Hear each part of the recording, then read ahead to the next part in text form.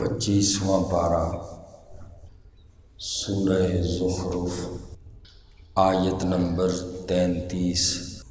اعوذ باللہ من الشیطان الرجیم، بسم اللہ الرحمن الرحیم۔ ولولا ان یکون الناس امة واحدہ، ولولا اور اگر نہ ہو یہ بات، ان یکون الناس یہ کہ ہو جائیں گے لوگ، امۃ واحدہ ایک ہی امت، لجعلنا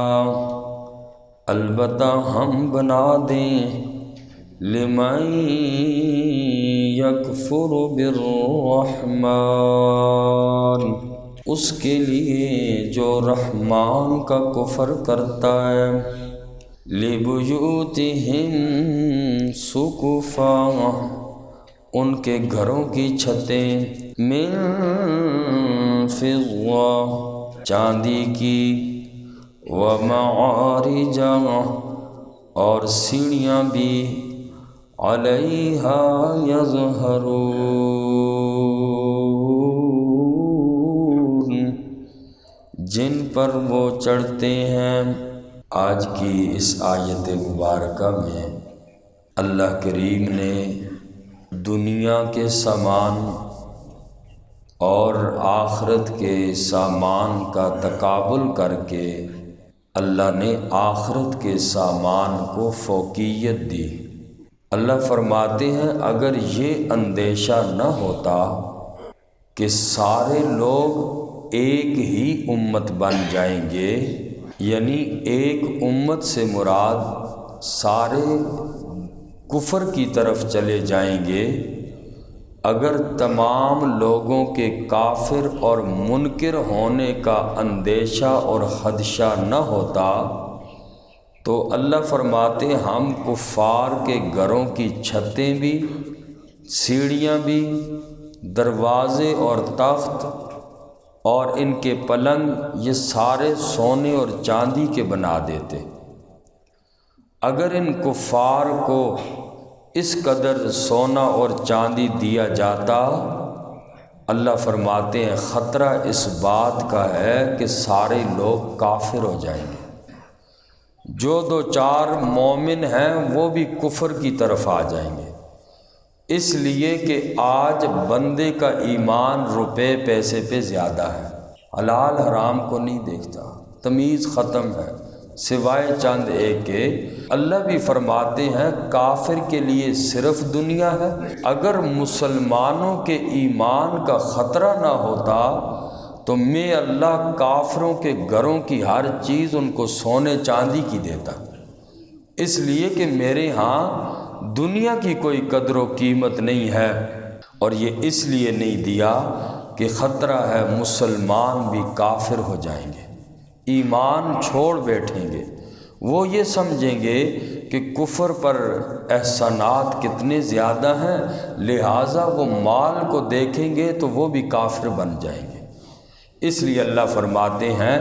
اس لیے ہم نے کفار کو دنیا میں اتنا زیادہ نہیں دیتے، ہم کفار کو اس قدر اللہ فرماتے سونا چاندی دے سکتے ہیں، مگر ہمارے نزدیک دنیا کے اس مال کی قدر و قیمت نہیں ہے، کیونکہ یہ صرف دنیا کا سامان ہے، اور ایمان والوں کے لیے اصل تو آخرت ہے۔ اور اگر دنیا ہی اصل ہوتی، دنیا ہی سب کچھ ہوتی تو انبیاء کبھی بھی مشکلات کی زندگی بسر نہ کرتے،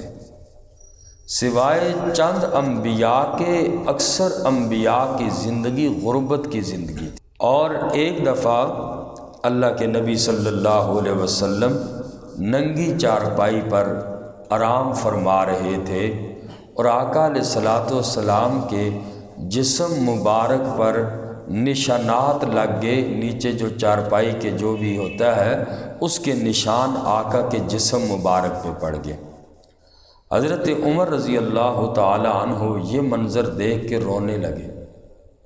اور فرمایا حضور اللہ کے دشمن کیسر و کسریٰ تو عیش و عشرت کی زندگی گزار رہے ہیں، دنیا کی ایک ایک نعمت ہے ان کے پاس، اور اللہ کا سب سے محبوب آدمی اس کی یہ حالت ہے۔ حضرت عمر رونے لگے آقا علیہ السلام کی اس غربت کو دیکھ کر۔ فرمایا عمر رونا، اللہ نے ہمارے لیے آخرت رکھی ہے،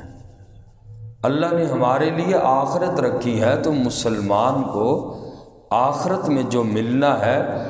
کافر کو قیامت کے دن اس کی ایک گھونٹ بھی پانی کا نہیں ملے گا، کافر ترس اٹھے گا اور جنتیوں کو کہے گا ایک گھونٹ ہی پلا دو پانی کا، ایک گھونٹ بھی اللہ کافر کو آخرت میں نہیں دیں گے، بلکہ سب کچھ اس کو ملا دنیا ہی میں ملا، آخرت میں کافر کا کوئی حصہ نہیں ہے۔ اس لیے اللہ فرماتے قرآن کی دوسری آیت میں فرمایا میں ہر ایک بندے کو رزق زیادہ کیوں نہیں دیتا؟ اس لیے نہیں دیتا کہ مال کے اندر جو صفت پائی جاتی ہے وہ بغاوت کی ہے، لوگ اللہ کے باغی ہو جائیں گے، یہ جو ایمان ٹوٹا پھوٹا ہے اس سے بھی چلے جائیں گے۔ لبغوا فی الارض، اللہ فرماتے ہیں وَلَوْ بَسَطَ اللَّهُ الرِّزْقَ لِعِبَادِهِ، اگر میں رزق کو ہر بندے پہ کھلا کر دوں، لبغوا فی الارض، یہ اللہ کے باغی ہو جائیں، ایمان کو چھوڑ بیٹھیں، تو اس میں بندے تیرا ہی فائدہ ہے، اس لیے جو اللہ نے دیا اس پہ راضی رہ۔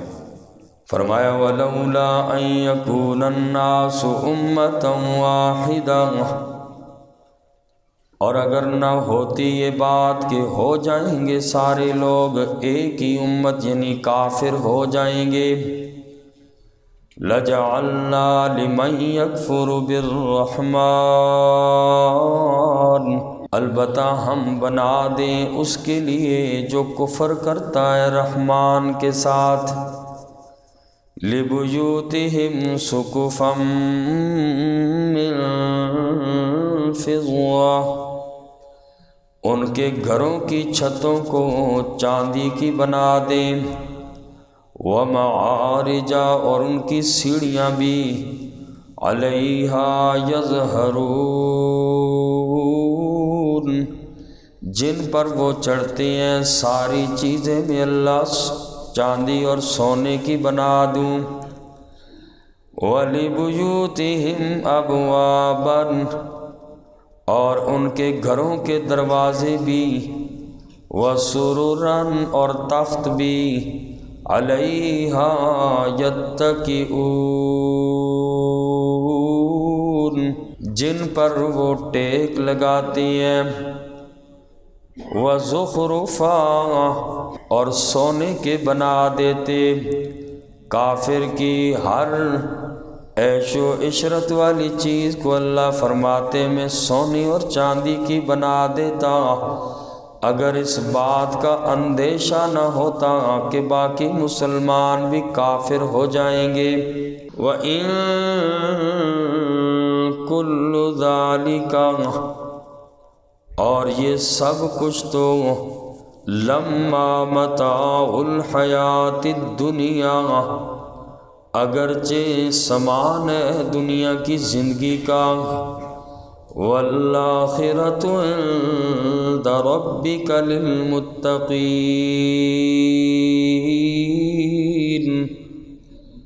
اور آخرت تیرے رب کے ہاں متقین کے لیے ہے۔ وَمَن يَعْشُ عَن ذِكْرِ الرَّحْمَنِ،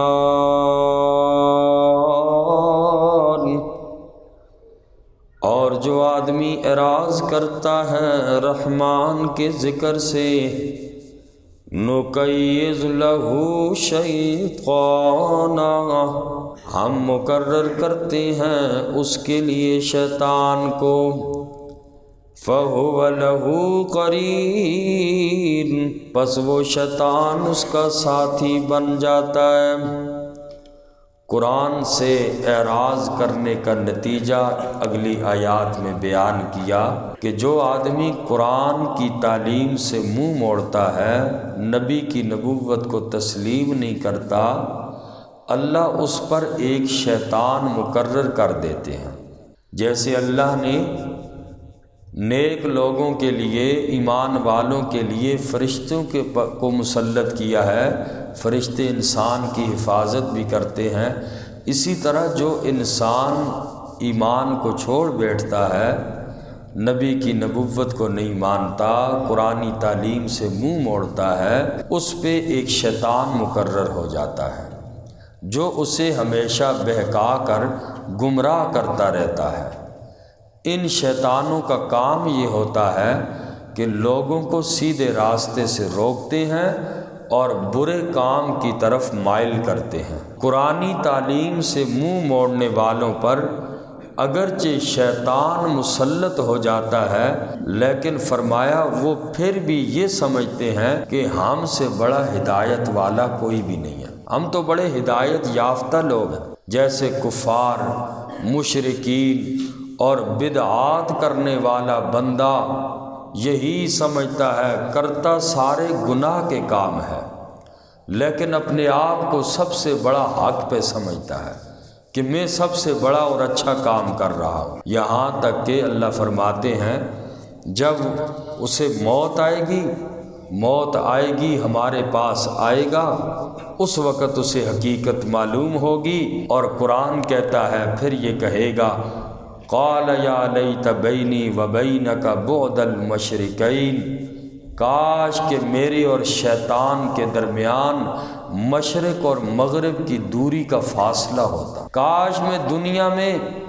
اس کے جال میں نہ پھنستا، میرے اوپر تو شیطان مسلط ہوا، میں نے قرآن کو چھوڑا، کاش میرے اور اس شیطان کے درمیان مشرق اور مغرب کی دوری ہوتی تاکہ میں اس کے جال میں نہ پھنستا، آج یہ برا وقت مجھے دیکھنا نہ پڑتا۔ اللہ فرمائیں گے آج تیرا افسوس کرنا کسی کام کا نہیں ہے، آج جتنا افسوس کر تیرے افسوس کسی کام کا نہیں ہے۔ دنیا میں تو نے شیطان کی بات مانی، تو نے رحمان کو ناراض کیا، آج تیرا بدلہ یہی ہے، اب افسوس کرتا رہے، اور وہ افسوس کرے گا۔ قرآن کریم کی سورہ فرقان میں فرمایا وَيَوْمَ يَعَضُّ الظَّالِمُ عَلَى يَدَيْهِ يَقُولُ يَا لَيْتَنِي اتَّخَذْتُ مَعَ الرَّسُولِ سَبِيلًا يَا وَيْلَتَىٰ لَيْتَنِي لَمْ أَتَّخِذْ فُلَانًا خَلِيلًا، کہے گا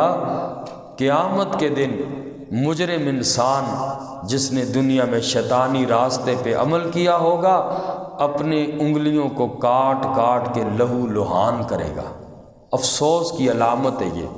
کہ انسان کو جب زیادہ افسوس ہوتا ہے فوراً اس کی انگلیاں اس کے منہ میں جاتی ہیں، اوہو میں نے کیا کر دیا، اتنا بڑا افسوس۔ یہ لوگ کل قیامت کے دن قرآن کہتا ہے اپنی انگلیاں کاٹ کاٹ کے لہو لہان کریں گے، انہیں پتہ ہی نہیں چلے گا، افسوس اتنا ہوگا ہاتھوں کو کاٹ ڈالیں گے، یہ دانتوں سے کاٹیں گے، ہائے ہائے ہم نے دنیا میں رسول اللہ کے راستے پہ کیوں نہ چلے، کاش یا ویلتا لیتنی لم اتخذ فلانا خلیلا، ہائے کاش دنیا میں فلاں کو دوست نہ بنایا ہوتا، وہ خود بھی گمراہ تھا مجھے بھی گمراہ کیا۔ اس لیے آج میرے پاس آپ کے پاس یہ قرآن نصیحت کی کتاب ہے، یہ پہلے لوگوں کے یا قیامت کے لوگوں کے واقعات کس لیے بیان کیے؟ میرے اور آپ کے لیے، آنکھیں کھولنے کے لیے، تاکہ کل اس وقت مجھے اور آپ کو بھی حاضری دینی ہے، ایسا نہ ہو میں اور آپ بھی افسوس نہ کریں، میں اور آپ بھی افسوس نہ کریں۔ وہ بندہ کہے گا یا لیت بینی و بینک، اے کاش میرے اور اس کے درمیان بڑے دور کا فاصلہ ہوتا، میں اس کو دنیا میں دیکھتا بھی نہ، شیطان کے راستے پہ نہ چلا ہوتا۔